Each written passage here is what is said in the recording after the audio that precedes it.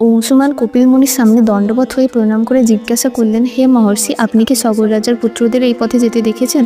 কপিল মুনি বললেন, তোমার পিতামহ সগরের পুত্ররা আমার ক্রোধে ভস্ম হয়ে গেছে।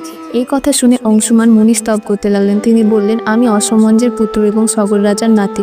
আপনার মহিমা বর্ণনা করার মতো শক্তি কারণ নেই। হে মহামুনি, বলুন কিভাবে আমার বংশের মুক্তি হবে।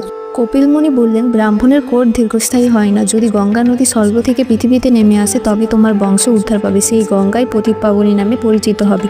তিনি আরও বললেন, যদি কোনো রাজা সেই গঙ্গাকে পৃথিবীতে আনতে পারে তবে সগর বংশের সকল আত্মা মুক্তি পাবে।